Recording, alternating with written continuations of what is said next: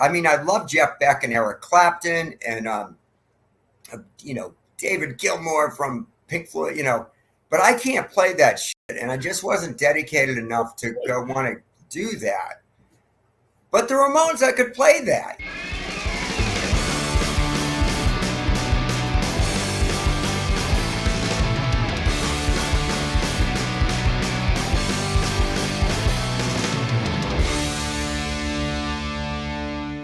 What's up, everybody? How you doing? Welcome back to the Punk Rock Review Podcast. Got a very special guest with you today, or with me today. Joe Queer with the Queers, dude. This is awesome, man. I love your band, so I'm really excited to talk with you a little bit today. How is your afternoon going? I know you had to go to the dentist. I freaking hate dentists. So yeah, half my mouth is all, half my face is all numb. So if I look a little weirder than normal, that's what's up. But anyway, no problem. Other than that, I'm having a great day. Right. No surgeries or anything? Man, dentists scare the crap out of me, dude. Like, legit. Oh, man. Yeah, I don't know. I'm getting a root canal, and now I got another visit, and it's, this was the second visit, and it's just like, yeah. So I don't know. Anyway, we just got back from Europe, so I'm happy to be home. I'm sure. We did a week in the States and Canada, and then we had like 2 days off. We flew to the UK and Europe, so it just everything's like still moving pretty fast for me. So I'm happy to be home because we're leaving, I think, Thursday to drive up to Boston for a show up there. Ooh. So that's all good stuff, though. It's fun, but it's one of those things. Like when you're home, you're like kind of bored and you're itching to get out. When you get out there after a little while, you're like, all right, I'm ready to be back home. And I mean, I only took a 2-day trip out of town. And I was ready to get back home. I was like, man, I'm ready to get home on Sunday night. I got home yesterday, and I sat in my chair in here, and I was like, oh, I missed my office. I missed like comfortable, familiar. Yeah. And so. Yeah, exactly. Yeah, I'm the same way. I get antsy. Oh, let's go out on tour. Right. And then when you're out there, like, you kind of feel like you're captive, and you got to stay there because I got a crew and they got to get paid and all that stuff. Right. But, I mean, again, all good stuff. It's not touring is. It's a lot of fun most of the time. When it sucks, it sucks. But that's true of anything else. I lived in Hawaii. Right. It wasn't all great out there either, like you got bored. So, but anyway, we have a good time touring pretty much. So I think a lot of folks touring is different when you get a little bit older too, though. Like when you're like in your 20s, it's just chaos all the time, and you're young and you're able, and so you're just like, yeah, I don't care. I'll sleep on a van tonight, and I'll sleep on the concrete tomorrow, dude. Man, you start getting a little bit older, you're like, bro, I don't want to sleep on the floor, man. I got to have a mattress. My back's all jacked up from 25 years of doing this or that. So, man, that's awesome that y'all are still active as much as you are. I think that's great. Yeah. You having a pretty good reception to the live show still? Oh, yeah. We killed it over at Brack Rock and Rebellion. Then we did 3 other UK shows and then Rebellion, and we killed it there. And then we did Brack Rock in Belgium and awesome. And 3 or 4 other German shows, and then flew home. It was great. Yeah, they loved us. We're the only band doing the Ramones stuff these days. Nobody plays Ramones shit. So that's it's pretty cool. So I was legitimately going to ask you about that because as a sub genre, Ramones-core type music, I mean, clearly I like it. If you look at my videos, every video I wear this hat is one of my favorite bands. I love the Queers. I love the Screeching Weasel, Masked Intruder. But not a lot of them are out active. Not a lot of them are right. Teenage Bottle Rocket plays a lot, and you guys play a lot. Yeah. And then outside of that, not a lot of bands even play that kind of music. So was it a choice that y'all made to play music that was representative of the Ramones sound, like way back in like the 80s? Was that a conscious decision? I grew up, on 50s and 60s and 70s pop, really, and so those great 2-minute and 10-second pop songs. So when the Ramones came along, to me, they were like a punk rock Beach Boys. Right. And the cool thing was that I could play that too. I mean, I love Jeff Beck and Eric Clapton and, David Gilmour from Pink Floyd, but I can't play that shit. And I just wasn't dedicated enough to go want to do that. But the Ramones, I could play that. I could play that rhythm and stuff. And, so that inspired me, the whole thing. Plus, they were singing about stuff I felt, now I want to sniff some glue. I don't care. beat on the brat with a baseball bat. You know, it was, you know, do you remember lying in bed with the covers pulled up over your head? Listen, you know, I told Joey about that. I said, I couldn't believe you wrote that line because I thought I was the only one that did it. He said that out of all the songs they've written, that line got so many response. You know, people just really latched onto that line because it was so true for a lot of people. That's so amazing. It all kind of made sense. And then Black Flag, of course, was a huge influence on this Black Flag TV party. The Meat Men, Crippled Children Suck. We love that stuff. And then we're friends with Gigi Allen and stuff. So it all kind of came together. So yeah, the Ramones made a lot of sense to me.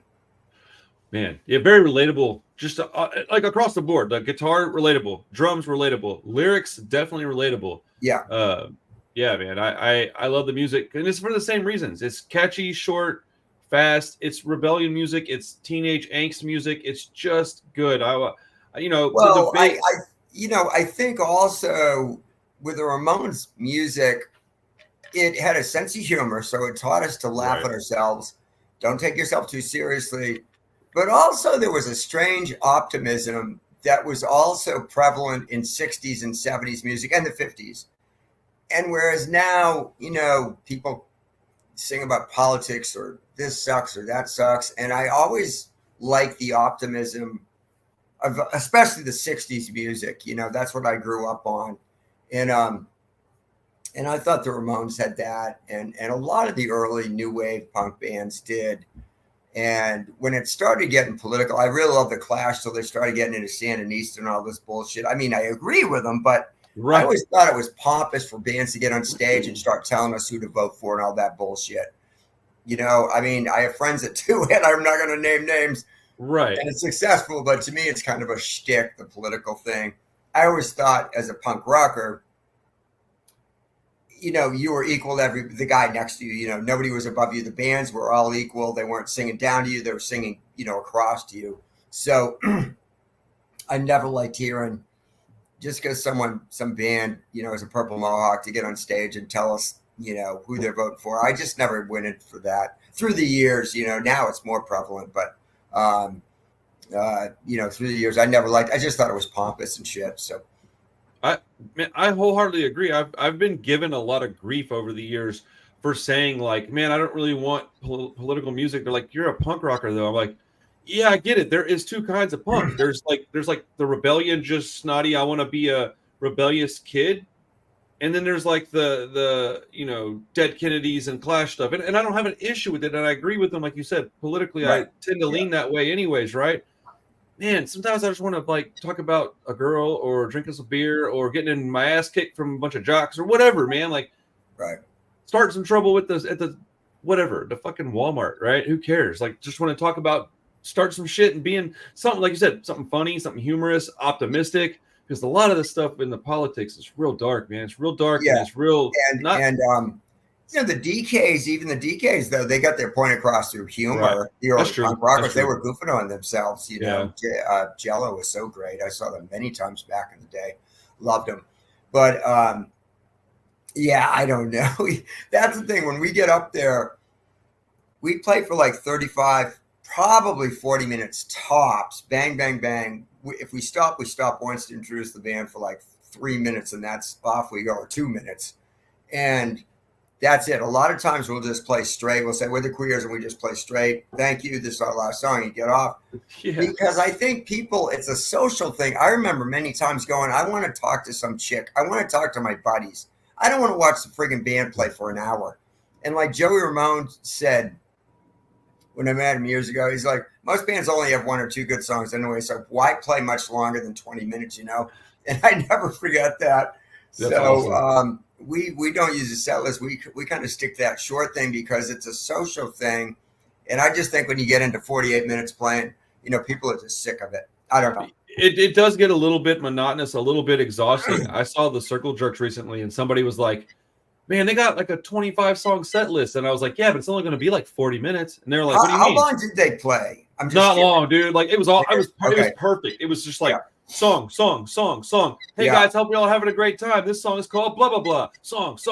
Nice. And I was like, dang, at these dudes, you know, age, I'm so glad they're still keeping it Yeah. like to the original idea, which is just get in here, play, have some fun, let people dance and scream and run around in circles for a half hour or so, and then Yeah. get off and go do your thing too. Because I'm sure you got other shit to do too. Maybe you're hungry, or maybe you got Yeah, friends to visit with in the that's city. Who knows?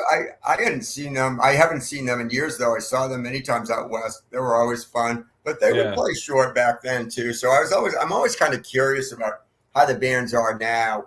So that's kind of good to hear because The set a lot of played bands they play too 45 long. minutes. I just saw the Misfits literally 2 nights ago, Yeah, and they played for like an hour and a half, but they also played like 40 minutes, and they stopped for a few minutes and talked for a minute, yeah, like give themselves like a little bit of a, all right, got people to get up and go to the bathroom and come get a snack, and they came back, and then they played for like 30 or 40, maybe 30 more minutes, and then they literally went, toweled off, came back, played 2 more songs, said thank you for coming out, and they hadn't been to Austin in 40 years, so it was worth the time. But they have an extensive catalog, and it's been a long time. Well, So I think too, they're drawing bigger crowds with Danzig back in the fold. So, right.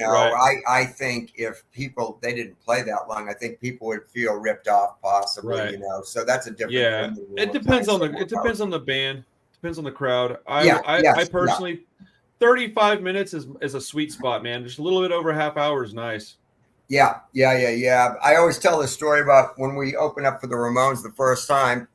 It was at the Agora Ballroom back in the day, and it was like 4,000 people, and we sucked. This is back in 1986. Richie was drumming for him, and we didn't know what we were doing. We sucked, and we just kept playing. If they hadn't sent a roadie out to take us off stage, we'd still be playing. We're like in a wild thing for the second time. And that's when Joey told me, he said, just play your best 22 minutes and get off stage. And I never forgot that. And he said, you make more of an impact by playing short. I tell that to bands now, newer bands. Let's just slam through 20, 25 minutes. That's it. Get off stage. And people appreciate it. It takes balls to play like that. These bands will play 100%. 45 minutes, and they think that next song is going to get the energy back. And it's like, you just feel it dissipate out. Like, dude, you lost the crowd.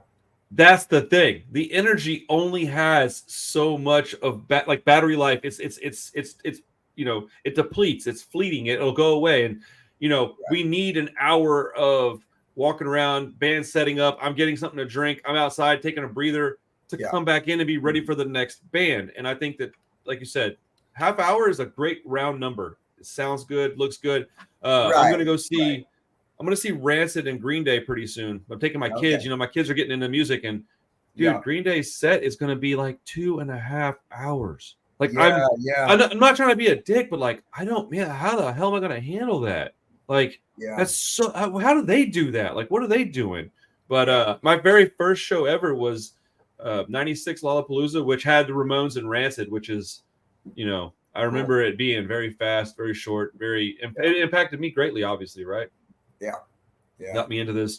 So forgive me for not knowing the answer to this question, but where did your band name come from? Like, was it just a joke? Was it something that you had like a particular reason for calling it that? I've always wanted to know. Just wanted a name that people would remember. Oh man, that's awesome. With New Hampshire, and so I had lived out west and saw everywhere you looked in Los Angeles. I lived in the South Bay. My brother was from Manhattan Beach, so you'd see Black Flag with the 4 bars, everywhere. And I go, God, when I got back home, I was like, shit, man, we should do that with the Queers and spray paint it all around Portsmouth, New Hampshire to piss the locals off. And we're just too lazy to buy the spray paint. But that's where the idea came from. Okay. We're like, let's have a name that pisses people off. So, that's where it came from. I love that. It worked and it makes sense. But I discovered you guys back in high school because somebody was telling me, I was like just discovering punk rock music, and they were like, hey, you would like this band.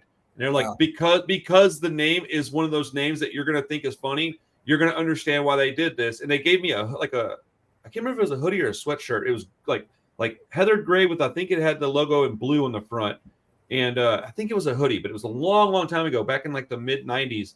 Yeah. And I was like, and so I listened to you guys and Screeching Weasel and the Mr. T Experience. And that's where I was like, oh, I understand what kind of music I really like now. Like, dude, obviously the Ramones, and I've always kind of liked the rock and roll style of stuff more than anything. Yeah. And I assume that's where the name kind of came from, but I was like, there might be some story behind it. But no, it was just kind of like we never thought we'd be playing years later, so it's right, just like a goofball thing, and it that's just awesome. stuck. So That's awesome. yeah. So you guys have not played on, excuse me. You guys have been on and released music through a lot of like really like seminal labels, man. How's that been working with A, multiple labels, and B, so many that are kind of thought of as iconic at this point in history? Well, the two big ones for us were Asia Man and Lookout Records, of course. Ben Weasel helped us get on Lookout, and it was great. Both Mike Park runs Asia Man, kind of like how Larry Livermore ran, and Pat and Chris ran Lookout back in the day. So pretty cool. Mike's like, hey, if you don't want to be here, no contracts, Right. just no problem. So real good. He's really on the band side. That's how Lookout started out. It was sad that the label went down, but right. I don't know. It just, but anyways, we were on Hopeless for a cup of coffee, but moved on from that. So, but we've been lucky. Now we're kind of grandfathered in. So, we kind of, sorry, we kind of put out our own records now on All Star Records. Mike helps us a little bit. It's kind of like our label, but we're grandfathered in, so we're able to just sell them on tour and then sell mail order and stuff like that. So it's a pretty cool thing. And we've got some, we're still active. We still put on a good show, I think. Because I always think of Joey. I wasn't best friends with Joey Ramone, but I knew him pretty well. Okay. And I just always think Joey would never have gone on stage if he couldn't have done, he was not. I see some punk bands, and I'm not going to name them, not here. They're kind of mailing it in. They're not as good as they were. Right. No problem. We're all getting older. But that's not my attitude. I'm giving it 110%. And I know Joey would too. He would never get on stage and do a subpar show. He was very serious about his music, and that's how we try to be. I know it's goofy punk rock. We're not the Ramones, but me and my band are real serious about putting on a good, solid set. So we're kind of proud of that. But that's amazing. Yeah, so we still have a lot of fun doing it. So that keeps the kids coming out, though, right? Like, yeah. If we can tell, or not we, if they can tell, I'm 42 now, so I'm not a kid anymore. But like, you should never know about how I behave, right? If you can show the audience that you're still putting effort into it, they're going to keep coming out, because it is obvious when you're mailing it in. And I don't want to. Yeah. I'm not gonna say names either, I guess, but there's a band that I saw not that long ago, a couple years ago, and I was really excited, and they played maybe just under an hour, and like 10 minutes in, I was like, they don't look like they're having any fun, and I was like, I would rather them just not tour and just stay home. Like, I'm not even like on a big deal. Like, dude, if you don't want to do it, stay home. Like, you've earned the right to do that. Exactly. It's some of those bands have made a lot of money too, and it's just like I don't get why they go out. Because you're right, they don't seem like they're enjoying it. So we kind of never had it handed to us, the queers. Like, I never went on the Warped Tour, those big. I just, we got offered back in the day, Social D, No Effects, Bad Religion, and I turned them all down just because. Not that I think we're better than those bands, and I respect those bands and love them, and some of them are my friends. But I just felt like a whore trying to make it in the biz, you know what I mean? Sucking that dick with the $sign on it. To go out with Social Distortion and sing Ursula finally has tits and kicked out of the weed blows. I'm like, come on, dude. It's, that crowd. I love Social D. Right. Fuck, I've seen him many times, but I don't see like going out the queers. I was like, we're not going to, plus that crowd, like you spoke about the jocks who beat you up in high school, and that was, all those bands, I'm not saying Social D does, but that's a whole different scene now. That got real different from when I used to see him at the Sun Valley Sportsman's Lodge out in the valley in LA. And so it's kind of a different thing, but I know we could have been bigger if I'd done some of those tours and got our name out. But again, it's like, the Warped Tour, it's like all those fucking jocks I hated in high school. Those dude, assholes. I'm telling you. I so understand and that. I go, like jocks who grew up on heavy metal, you know, and now they're into punk. And that was my take. Maybe not all of them. And I've met a lot of good ones, but you know what I mean? It just wasn't my thing. Dude, so I know exactly what you mean. did it. I've talked to people about my channel, and they're like, you know, if you just did this and this, you'd have like 35,000 subs right now. And I was like, you know, I know that. And you know how I know that? And they're like, how? And I'm like, I have another channel, and it's got 28,000 subscribers, and I don't do anything on it because I don't really, it didn't give me like a feeling that I get on this channel. So I'd rather have a couple thousand people that are like super rad and into my stuff than a bunch of people that don't really care about me or anything. And then one time I say something that they don't agree with, now they're going to crap all over me on the internet. I was like, I just don't want to deal with that, man. They'd kick you to the curb. I mean, I wrote You're Tripping About Racist Nazis in 1990, and I had a different opinion on something. I don't even want to get into it. And what it comes down to is a different opinion. And I just have been attacked roundly by people I thought were my friends. A lot of assholes didn't stick up for me either. And I was like, it's a friggin' opinion. I don't know. You know, maybe I am wrong. It's an opinion, but you're a Nazi, blah, blah, blah. I go, I wrote You're Tripping About Nazis, dude. I've got jumped by Nazis and people who thought we were gay because of our band name. Right. But it doesn't matter because, you know what I mean? They don't want to hear it. They just want to put you in a hole. And yeah, most of them are looking for a reason to fight somebody anyway. So they're looking for a smaller person so they can pick on you because they're fucking cowards, man. The internet. Maybe their dad's beating the shit out of them at home. I don't know, but it's not an excuse to beat me up. Like, what are you doing, man? Well, keyboard warriors, you know, I realize a lot of my Queers fans anyway, and they're just like, they just hate you. You say the wrong narrative that doesn't go along with a big, vast echo chamber out there. And it's like, I'm really disappointed in a lot of punk rockers because I always, as a punk, Joe Strummer taught me this, is to look at both sides of everything and see through. I always, you know, I've got my opinions, but I always want to hear yours, you know what I mean? And respect them and say, okay, you know, whatever. But I always, I'm liberal. I want to hear what the right wing's saying, you know, left wing. What I want to hear, I get as much info as I can, but I pay attention to all sides of it. I don't just listen to, you know, whatever. And certainly about politics and stuff. And that's how you learn. And that's how you learn. So, yep. Right. You know, and knowledge is power. So if you can learn more, you can at least make an educated decision on something. I don't know. People are real narrow-minded about this stuff. And the internet, for all the good that it's done, has like separated us as a people.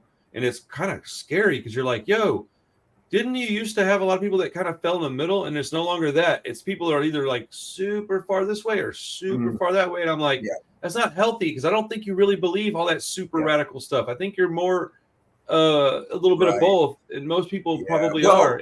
And plus with the internet now, a lot of people are scared to say stuff. They'll come up to me and tell me stuff privately. Right. But they're scared. I don't blame them. They're married. They got 3 kids, a family. It's like, you say the wrong thing. These people are merciless, man. Yep. And there was that whole thing with Kepi Gooley just did this thing about, did you see that thing that he did? Yeah, man. I got a lot of shit for my opinion on that because I was like, how do you expect these people to vet that far down the line at a company that just asked them, can we make a shirt with your logo? I just, does that guy suck? I don't know, dude. Probably it looked like he might suck ass, but like, I don't know. The other thing I was like saying, you know, for all I know, that's a cool company. They probably are. They probably employ a bunch of people like me and you. Right. And they do good. And I go, and besides that, just because someone says fuck Antifa doesn't mean that they're fascist. What is that the only way that you can hate fascist? Bullshit. You don't have to. I know a ton of people that hate Antifa and they're completely anti-fascist.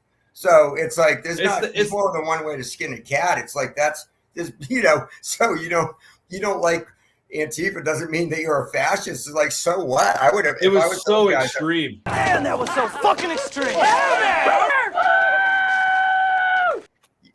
would have said, so what? That's fucking. You know, we're you know, we are against fascism, of course. I mean, this whole fucking thing in the punk scene. Do you know any fascists? I don't know any fascists. I don't know any racists either. It's ridiculous. Like, you say this and you're racist. It's like, dude, I don't know anybody. We got a great scene, but the way these fucking people are, you say the wrong thing. And so I'm open-minded. I'm like, whatever. You got a different opinion than me? I don't care. I don't hate you. Whatever. Dude, it's virtue signaling, soapboxing. It's exactly. You know, Exactly. And I was disappointed in Kepi for getting up. And I'm not a giant Groovy Ghoulies fan or anything, right? But I know who they are. I like the band. Okay, I was just Great disappointed band, because like I don't know, why do you get up and shit on like iconic members of the community that have helped probably you, and because they didn't answer an email fast enough? Fuck off, man. And even if they chose to stick with the company, like I don't know, I don't really give a shit. I know that at this point, my personal opinion is I probably won't buy a flannel from them right now. Okay, and like, I don't know, man. I just think people blow shit out of proportion, right? Yeah, and they just want to make everybody think that they're really virtuous. They want to make people think that they're good people, and then they want to attack people, and it's like, fuck off, dude, shut up with your bullshit. And they man. also want to act like they're on a higher moral plane than all us lowly peons, and they're so much more enlightened and all this bullshit. But that was one thing, and I love Kepi, and I think he meant well. But I know. I was that's what's frustrating about it. There's someone says fuck Antifa. It's like, I'm not going to give my opinion, here on it one way or another, but it's like, there's certainly other ways to hate fascists. That's not the only way you can hate fascists. Right. I don't care if they say that. Doesn't mean that they're for fascism, and I'm sure they're not. So no, but I was like, so what if that's what they said? Fuck it. Why can't they? Whatever. It's a bunch of bullshit. I'm tired of being censored by everybody, and that goes for both sides. Like, it's like, dude, like, I'm on your team. Why are you telling me to watch my mouth? Like, I don't need to watch my mouth. I'm a fucking adult, and I can speak my own mind. I don't have a problem with Kepi. I was just a little disappointed with the outburst of anger, because I was like, man, you have a voice, dude. Don't shit on people that are good.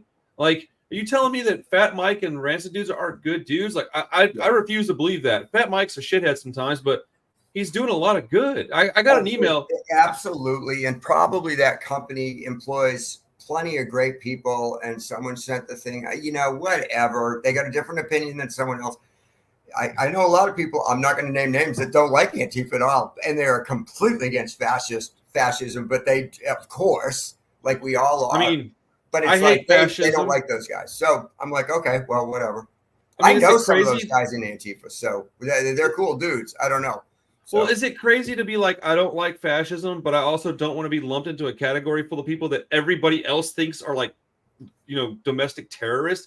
Dude, I don't want to be labeled at all.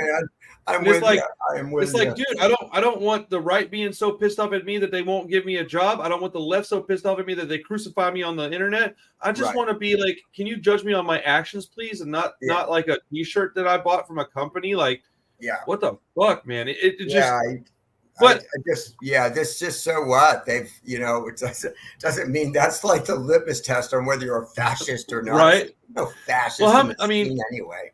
I will say this though. Over the years, I've been into punk rock for like 30 years now, right?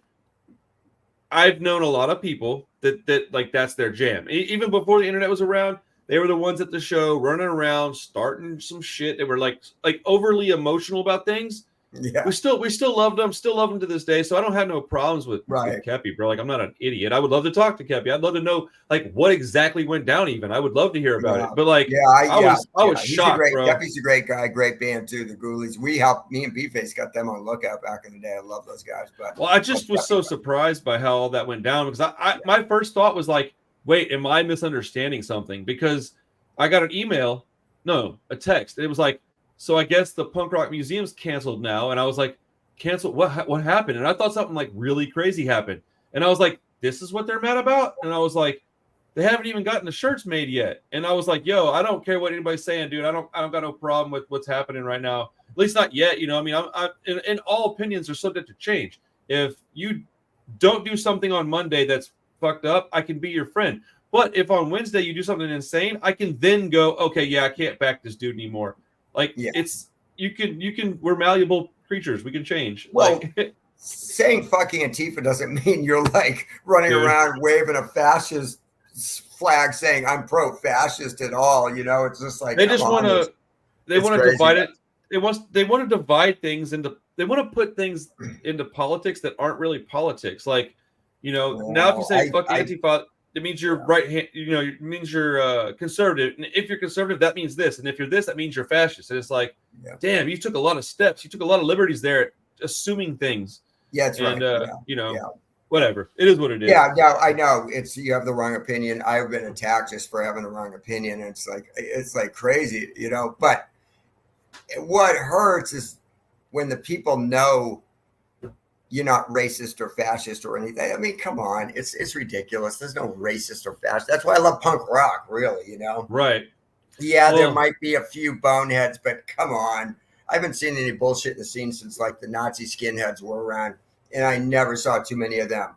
dude, it's been a legit long time since I've had like any issues in this. I mean, I'm talking like Yeah. at least 20 years, man. And I'm coming really, from to be honest, yeah, us too, really. I live in Texas, dude. So if it's going to happen somewhere, it's going to happen here.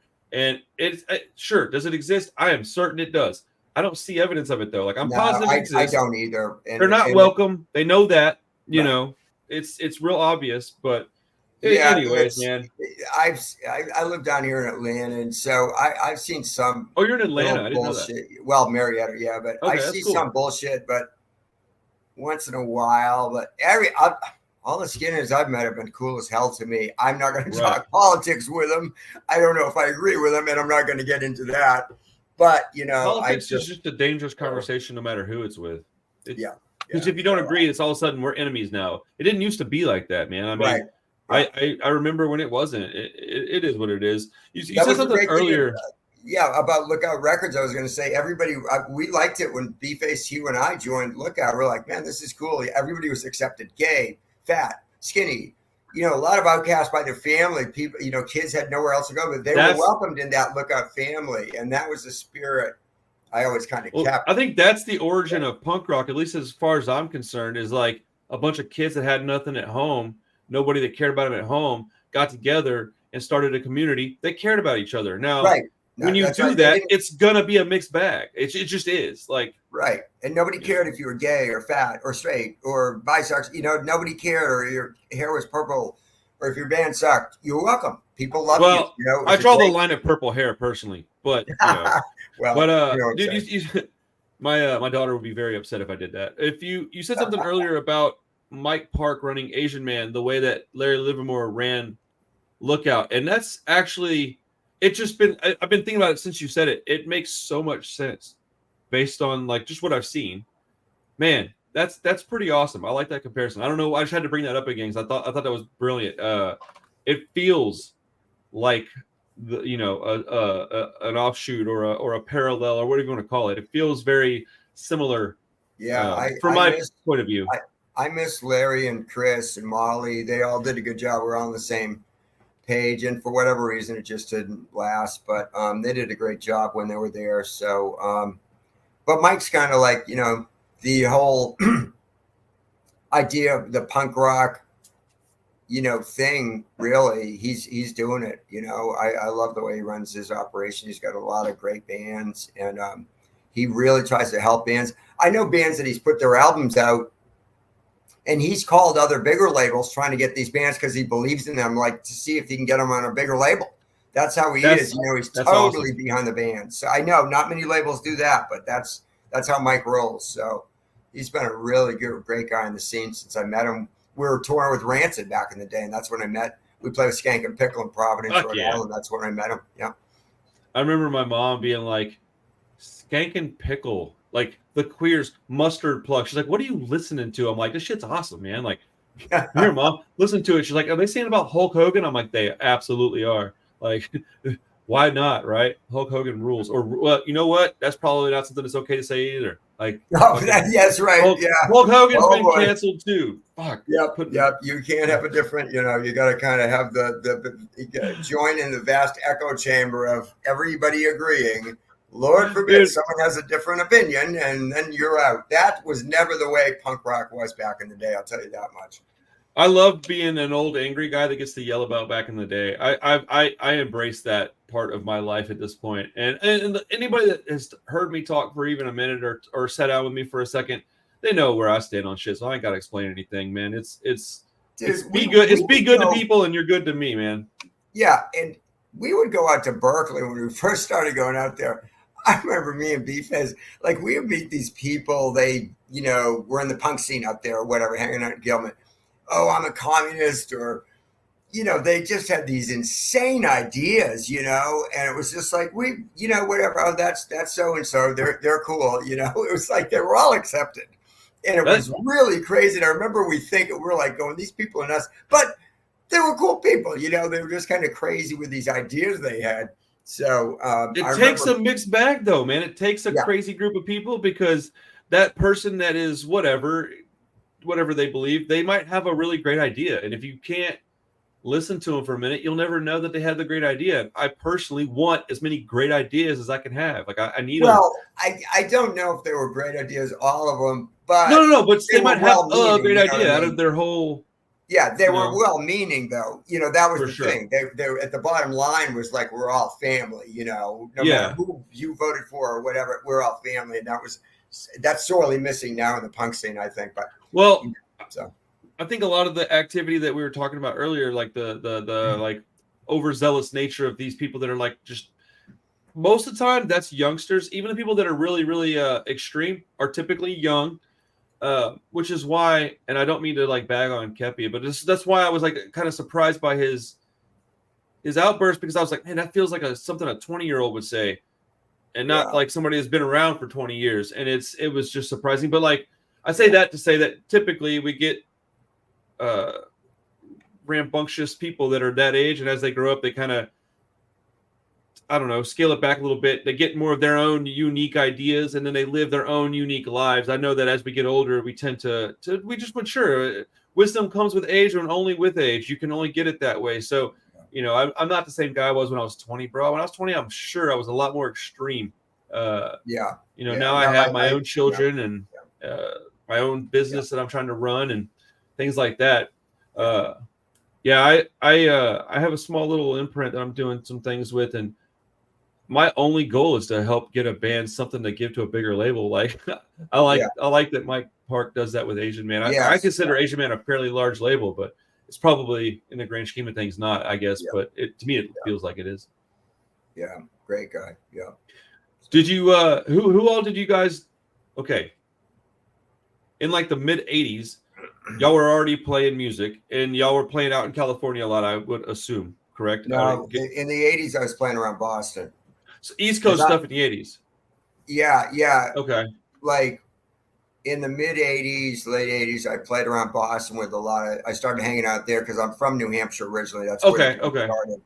So I went down there and hooked up with guys playing around at the Rat. We opened up for the Samoans, Dickies at the Rat. Ramones we opened up for.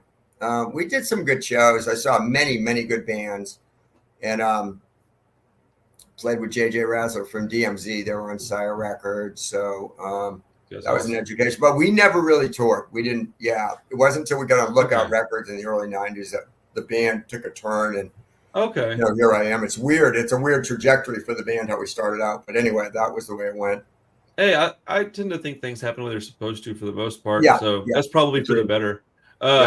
You know how there's a endless number of great bands in punk rock, and I find myself like still discovering bands from generations back, dude. Like things I should have already known. And I remember having a Zero Boys CD. It might have been a tape back when I was in high school. And I don't remember ever listening to it a lot. And then I was driving out of town this weekend. For whatever reason, I was listening to 7 Seconds because I'm doing a podcast episode on them. And I find it interesting that we can still discover bands from 25 years ago.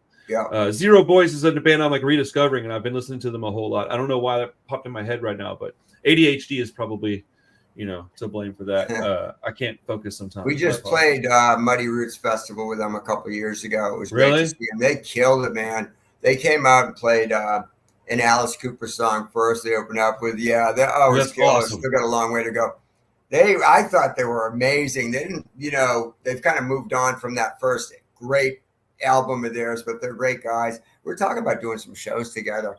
Yeah, good guys. Great band. Awesome. Yeah, for sure. But yeah, it's funny. I was telling my guys, I saw all the bands back in the day. Somewhat Circle Jerks, X. Those were two bigger bands that I didn't get into as much as you just get into like what you're saying. There's so many bands. Yeah. we played with the Lemonheads at the Rat, and I didn't get into them that much really till years later when I got a couple of their albums. And but it's the same thing. It's just weird. Some bands just I saw X and the Circle Jerks a lot too, but I was always a Black Flag, Andrew Simone's, Dickies type of guy, Ramones. So it's weird how, I don't know. But years later you come back to stuff. I do it all the time too. Like, shit, this is great, dude. I kind of like it. That's what makes music fun. So right. It absolutely does. I know you don't have a whole lot more time. I got a couple more questions, and then I'll let you get out of here. Okay, that's fine. Yeah, no worries. Into your business. So, okay, if I was going to introduce, let's say a high school kid, let's say an 18-year-old kid to the Queers, right? What record would you recommend that I show them first? I'd say probably Don't Back Down, Love Songs, or Save the World. One of those three. Those are our three best albums. So something like that. I don't know. Love Songs or Don't Back Down for sure. They still sell really well for us. Yeah, I was thinking Love Songs personally. Don't Back Down. Yeah. I don't know. It's kind of a coin toss, right? Yeah. I assume you're still playing all that stuff. Punk Rock Confidential is a really good record too, by the way. Honestly, I don't know much of your music that I don't like a lot, but that's yeah. If we had done the last album, studio album, Save the World, if we had put that out in the mid-90s, it would be considered one of our top three easily. So, but like Joey taught me that. He said, I don't have to read the New York Times to know if I got a great song or a great album. And he goes, I never forgot that. So whether it sells a lot, we had albums, Beat Off and Move Back Home, that we didn't think much of at all. Made a lot of money off them. They sold a lot of copies, but we knew they weren't as good as what we were capable of. So, so I try to keep it in there. But Love Songs is always a good place to start. We still play a lot of that shit. We don't have a set list. So okay. Oh, wow. We got it. Well, one time we played opening up for Dick Dale, and I became friends with his drummer, Dusty Watson, who actually filled in with us. Now he's with Nashville Publicity. He was with Agent Orange. He was in Concrete Blonde. You name it. Dusty, man. He played with everybody. Super Suckers. Great drummer. And I said to him after the show, I go, dude, you guys don't use the set list? And he said, no. Like some nights Dick will play Smoke in the Water and Jumpin' Jack Flash, and the next it'll be Miserlou and Pipeline. We don't know, and Wipeout. And I said, gosh, I always wanted to play like that. So we don't use the set list. We just kind of wing it and start off, and one song will lead to another, and I'll yell out a song, and then we'll do another four. So it really keeps us on our toes. And it's a fun way to go, but that's why we don't, because of Dick Dale, we don't have a set list. So that's awesome. It would keep you on your toes too, because if you're gonna play just about anything from your catalog, you kind of have to be ready to play anything from your catalog. So you can't be slacking too hard. That's awesome. Yeah, that's right. Because, people say they'll want something like Nobody Likes Me that Wimpy sang in 1982 or something. It's like, shit, man, we got to be ready for it. That's awesome. We buy a large R too. So we can play a lot of songs. So that's pretty cool. It keeps it fun too, So what are some other what other bands do you consider some great ramones-core bands that maybe somebody wouldn't necessarily know about? Maybe not, like obviously Screeching Weasel, obviously Teenage Bell Rocket, but are there some bands that maybe you've come across over the years that you could recommend to somebody that's just getting into the genre? Well, Bottle Rocket's good. The Riptides, they're great. Riptides are good. Great pop punk band. They're great. They just got a new album. I think it's coming out soon. The Manges, they were always great on the Riverdales. Riverdales were very good. And I don't know. I can't think of. I just produced. I put you on the spot like that. a band from California called Regal Beagle. Kind of a dumb name, but they just did an album here at my studio, and that's a really solid album. I'm psyched about. Nice. I've been working with this guy, Steven, from the 99ers in Minneapolis. They're a really solid band. I had heard a couple songs. I was like, oh, that's cool. And then he came down to work with me on songs, and we're doing a side project called the 66ers, but hell yeah, I'm playing bass for that. But anyway, his band, the 99ers, they're not necessarily a Ramones-core band, but they've got some cool songs. And well worth checking out from Minneapolis, the 99ers. Yeah. So I don't know. You know, it's funny when people ask me this, I always draw a blank, and then I'll wake up at 3 a.m. and go, damn, why didn't I mention this band or that band? And then, That's you know what I awesome. mean? But anyway, there's a lot of good energy still out there now. So anyway, I don't know. I think there's a lot of bands out there that play good, solid like pop punk rock and roll. Like there's a lot of them. I mean, there's that band Mean Jeans that I like a lot. Oh yeah, yes. Maston Schroeder is really good. I've been I went and did a like tour of the punk rock museum, and the Blue and Schroeder guy was the dude that was doing the like guided tour. And my wife was like, "Hey, you listen to this band, don't you?" And I was like, "Yeah." She's like, "You want to go on a guided tour?" I was like, "That'd be fun." And I was like, "I wonder what kind of stuff this dude knows." Oh my god, he knew like so much. It was such an entertaining like thing. Have you had a chance to go out check out the museum at all, or do you have any desire to go look at it? No, I mean, they've asked me to be one of the hosts, and I just can't do it because I keep touring. And now the last I heard was before Europe. They said, "Well, we're booking hosts into January." So I was like, "Shit, man, I don't know, but I'm gonna." Yeah, I want to check it out. I'd love to. Yeah, you should definitely give it a. If nothing else, you should just go see it. Oh yeah, everybody says it's really cool. CJ did it. I think CJ Ramon, Richie Ramon. I think they did it. Everybody I talked to that was the guest host. Blag did it from the Dwarves. Said it's really fun. So I can't wait to check it out. I just haven't had time. We're out there doing punk rock bowling, and you know, I just didn't have time to go over there. Right. No, I mean, it is time consuming. The Dwarves are another band I think need to get a little bit more attention. I'm supposed to talk to Blag soon too. I really enjoy that band. We just played with them last week at Rebellion. Yeah. So yeah. I think it was last. We were on the first night, Thursday. Yeah, they played right after us. They did great. Yep, for sure. So he's always fun to talk to for sure. So yeah, that dude's super silly, man. I'm living the dream right now, and I appreciate every single bit of y'all's time that you give me, man. Thank you so much for hanging out with me, dude. I know you got stuff to do today. I would love to stay in touch. Maybe do this again one day if you have the time and desire. But, fuck yeah, this has been fun, man. So no problem. Yeah, hit me up anytime. Just you got my number, text me, whatever. And hopefully, I think we're coming back.